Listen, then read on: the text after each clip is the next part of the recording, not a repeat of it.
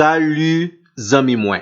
Jodi a nan numéro 696 nan rubrik nou an Ma Bible, mon trésor, nous pral faire un survol sur les deux plus grandes dispensations de la Bible. Il s'agit de la dispensation de la loi, ensuite la dispensation de la grâce. La dispensation de la loi, ou bien, selon un pile théologien, le don de la loi que bon Dieu te bail peuple Israël là au mont Sinaï, li te vin prend fin au moment du sacrifice sanglant de Jésus-Christ.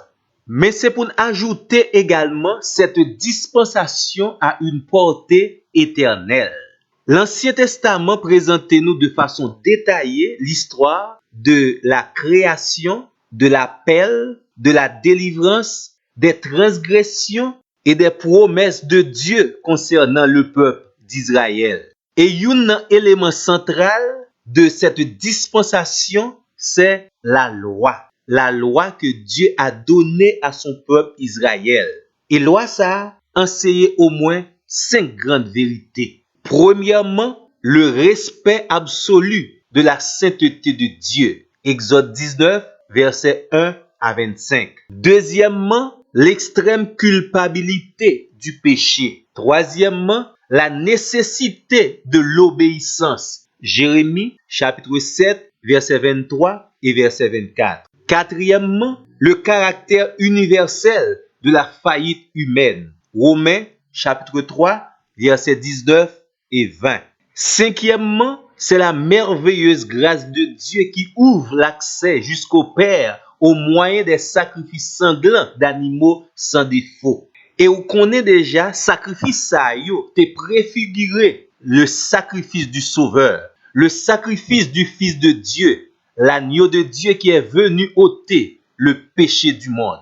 Un aspect très important de la loi, c'est qu'elle a été donnée par Dieu pour régler le comportement du peuple choisi. Et deuxièmement, pour couvrir par le sang du sacrifice des animaux les péchés du peuple. Et troisièmement, au moyen de l'application de la loi, Israël te doit offrir un témoignage public à toutes les autres nations concernant la pureté et la sainteté qui caractérise le grand Dieu créateur.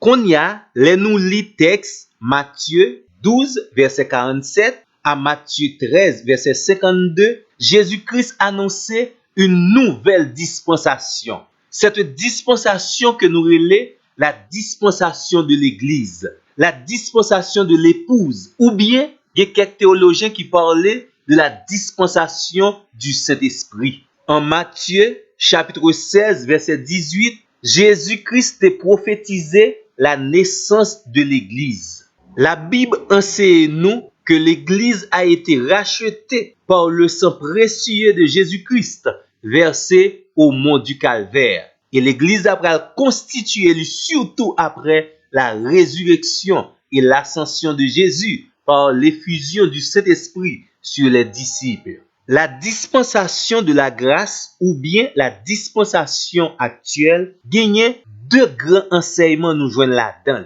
Premièrement, c'est la gravité de la condition humaine à cause de la chute spirituelle. Deuxièmement, c'est le caractère unique et parfait de la solution divine concernant le salut par grâce. Et moyen pour saisir salut par grâce là, c'est la foi. La foi en la personne et le sacrifice de Jésus-Christ. En réalité, nous pas connaît durée dispensation ça, mais l'Église besoin non seulement de la foi dans les promesses et l'espérance de Dieu, mais également elle besoin préparer, purifier, accomplir l'œuvre de Dieu, parce que très bientôt le Seigneur reviendra. N'a répété pour même amis moins, le chrétien possède une bienheureuse espérance.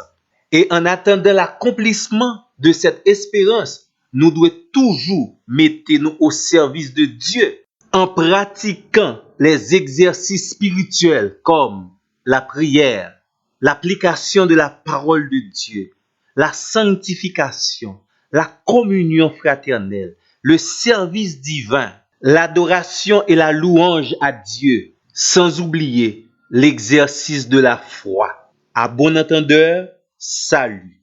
Merci et à la prochaine.